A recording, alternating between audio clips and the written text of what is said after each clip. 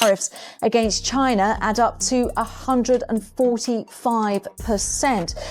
That is including the existing 20% tariffs that were already imposed on the country. Work with the manufacturers identified in the online videos, and we urge consumers to be aware of potentially counterfeit products and misinformation. Authentic Lululemon products are only available for purchase at our Lululemon store. Things didn't just go sideways, they exploded. And not even a crocodile skin cover-up or a 5-star PR stunt could save Hermès from the carnage. The illusion of pristine French luxury completely shattered. Why? Because Lou Doyon, yes, that Lou, daughter of the iconic Jane Birkin, just detonated the entire Birkin legacy with one ferocious move. For years, Hermès clung to this narrative that their exclusive products were crafted with old-world elegance and cozy workshops scattered across Europe and the US. Their website practically screamed it in serif fonts, but behind the velvet curtain, something very different. Recognize this style, this bag?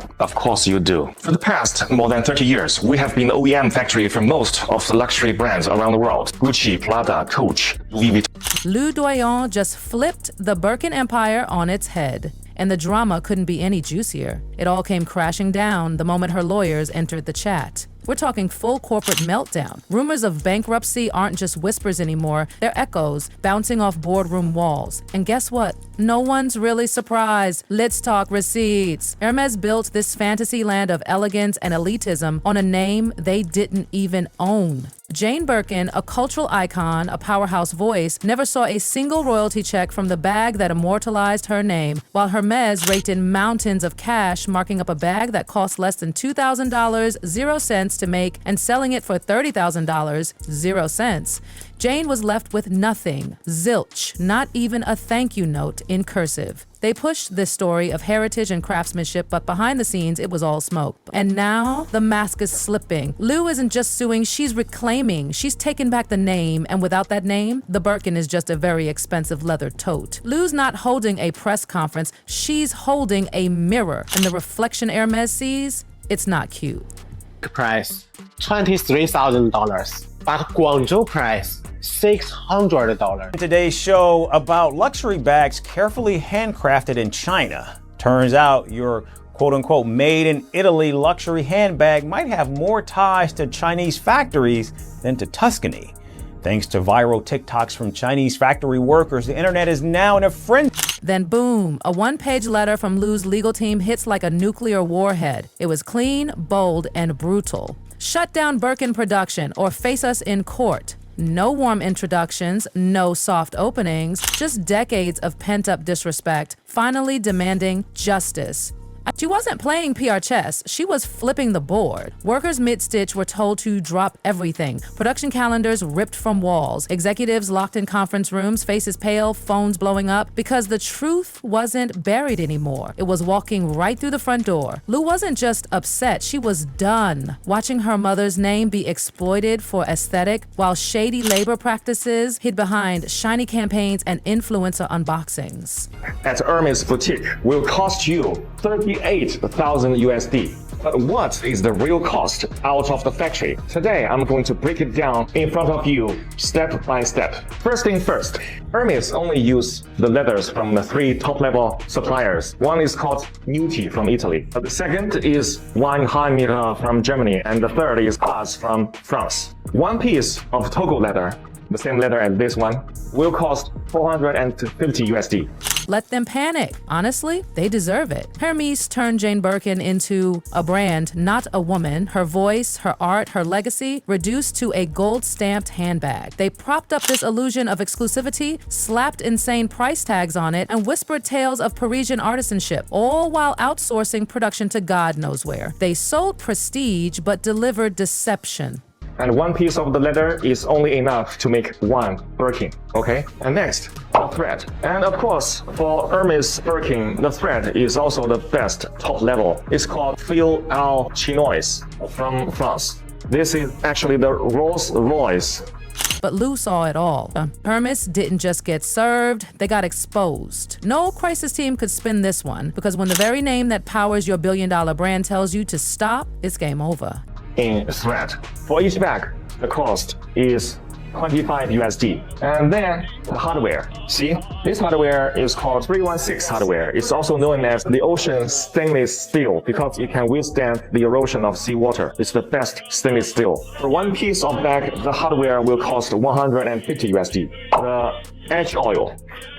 Even before, and if that wasn't messy enough, TikTok threw gasoline on the fire. A factory worker in China casually filmed a video showing exactly how a real Birkin bag is made. Spoiler, it ain't French. The materials?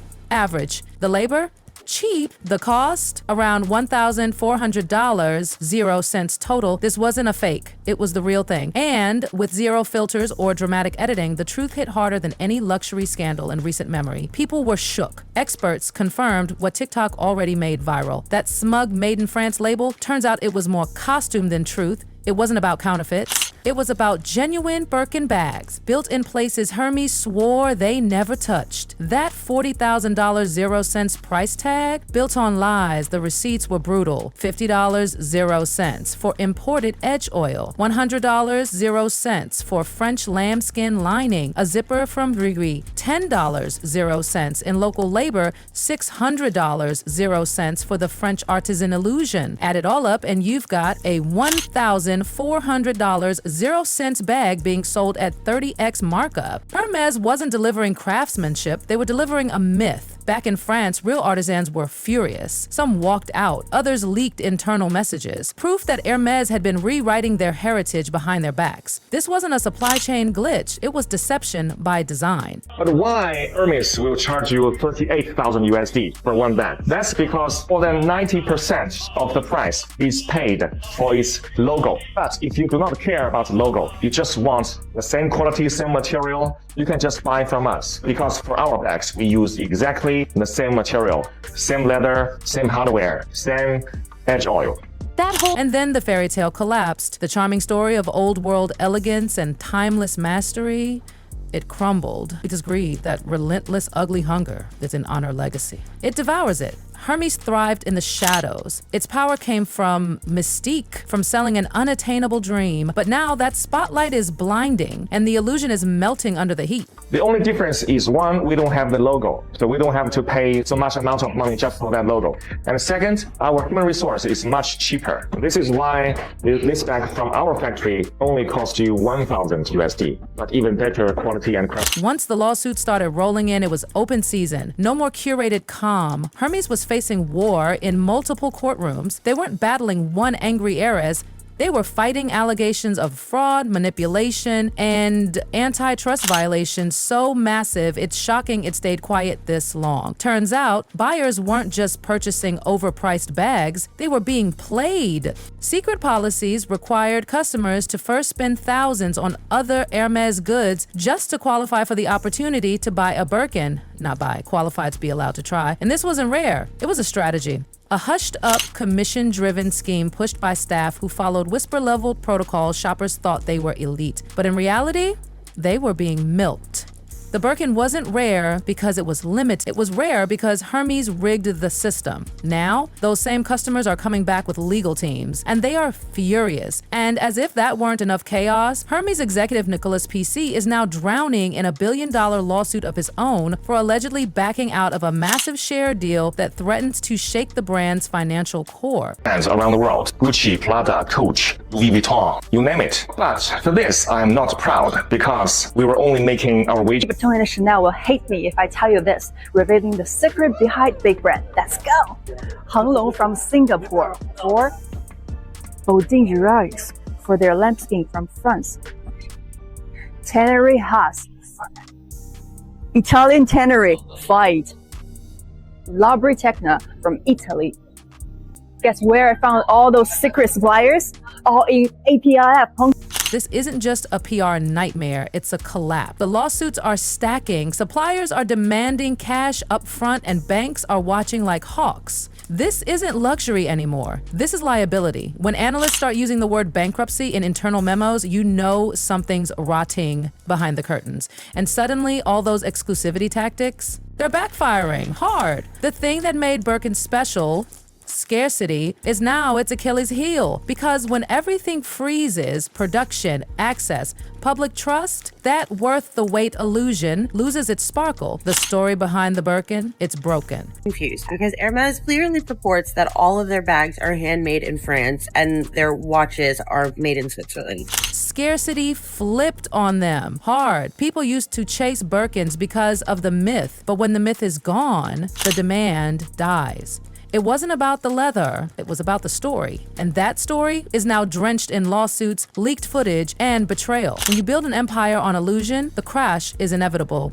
In their verbiage, there is no room for confusion about where their products are manufactured. There's no room for China. But in the beginning of that video, that nice Chinese man is clearly standing in front of what appear to be Hermès bags saying, with the myth shattered, everything Hermès stood for started to rot from the inside. Still, they tried to act like nothing's wrong, posting curated content, maintaining that smug exclusivity facade. But in reality, the numbers were screaming. And then, boom, the courtroom drama hit a new peak.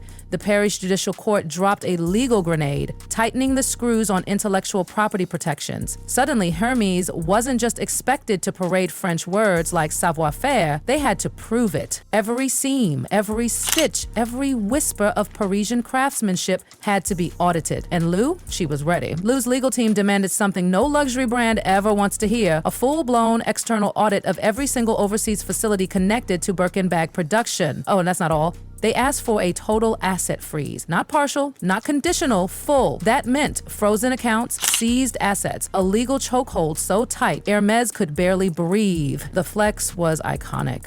Lou didn't just want receipts, she wanted to turn the lights on in every dusty hallway they'd kept locked for decades. that these are the bags that we manufacture. I noticed he didn't say Hermès when he called out all the brands like Prada, Louis Vuitton, Coach. But the implication was very clearly there. And if Hermès products, specifically their bags, are made from beginning to end in France.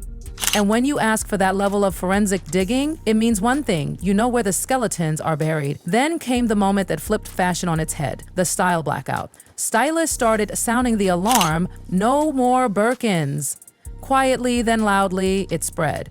Celeb group chats lit up with messages like, don't be caught with one, hide it, switch brands. Suddenly, those famous orange boxes, toxic. Kim Kardashian, Cardi B, even Drake, all went ghost on Hermès. Overnight, influencers dumped their Birkins and resale apps collapsed into panic mode. Sellers slashed prices in desperation. It wasn't just a resale crash, it was a luxury fire sale. And let's be honest, fashion lies for drama. The same influencers who helped build the Birkin myth, they're now fueling its downfall. Balance, baby! And behind the scenes, it's even messier. Insider leaks say the Hermès CEO warned execs that their cash runway is dangerously short. Translation? They're bleeding. Even the artisans, the ones they used to parade around like show ponies, are now fighting back. Some are demanding a real profit share. Others want transparency on where the bags are actually made. And then came the threat that sent Hermès security teams into lockdown mode. One artisan threatened to go live, stream the full step-by-step construction of a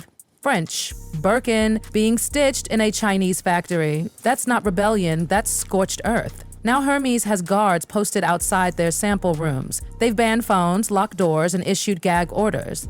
A company once associated with silk scarves and sophistication is now running around like a paranoid tech startup mid-scandal. The shift is wild. Once the epitome of luxury elegance, Hermès is now practically under siege from its own legacy and its own lies. If this ends in bankruptcy, and honey, it's looking likely, the fallout will be catastrophic. Waitlists, gone. Deposits, trapped in legal limbo. Those ridiculous lifetime spa treatments for crocodile bags, canceled. All of it. Poof. And rival brands, they're circling like sharks. Price hikes incoming. They're waiting to scoop up Hermès loyalists like a fire sale buffet. Meanwhile, back in France, the country's entire luxury image is at risk.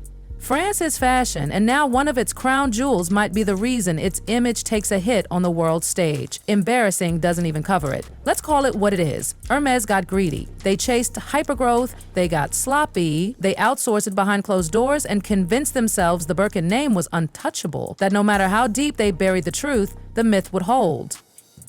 But Lou tore it all down. She doesn't just rattle the industry, she body slammed the whole table. One move, one lawsuit, and the world saw behind the curtain. And what was back there? Exploitation, deceit, a brand high off its own fantasy, a legacy milked for decades without respect or consent. All while the public, customers, collectors, fans paid tens of thousands thinking they were buying authentic French craftsmanship. They weren't. They were buying into a story, a lie. And now that story is unraveling in real time. The courts are involved, the influencers are gone, the audits are underway, the vaults are cracking open, and Lou, she's not done. She's showing everyone that legacy isn't for sale, that slapping a woman's name on a luxury product while erasing her contribution, her identity, her humanity isn't just shady, it's criminal. What started as a fashion symbol is ending as a full-blown cautionary tale. And here's what you should really be asking yourself. If this is what's hiding behind Birkin, the ultimate symbol of exclusivity, then what other heritage brands are running the same scam? What other names are being used without permission? What other Paris workshops are actually just distant warehouses propped up by ad dollars and wishful thinking? The fall of Hermès isn't just fashion drama, it's a warning.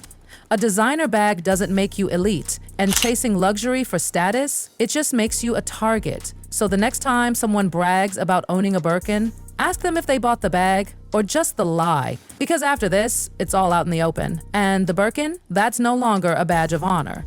It's a symbol of what happens when greed forgets its roots.